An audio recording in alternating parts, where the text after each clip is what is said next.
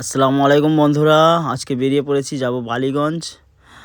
তো এটা আমাদের বারাইপুর থেকে বেরিয়েছি, পাটুলি পৌঁছে গিয়েছি। এখানে সিগনালে একটু দাঁড়িয়েছি। তো একটা জায়গায় যাব, ওই জায়গাটা তোমাদের দেখাবো। তো তোমরা কে কে জানো ওই জায়গাটায় কী কাজ হয় বা একটু বলবে। যাই হোক, এখানে একটা সিগন্যাল পড়েছে, কলকাতায় চলে এসেছি পুরো। তো প্রচুর জ্যাম, সব জায়গায় জ্যাম ভেঙে ভেঙে আসতে হচ্ছে।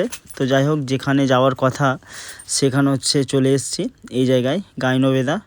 তো তোমরা কে কে জানো যে এই গাইনবেদাটা কী বা কী হয় একটু জানাবে।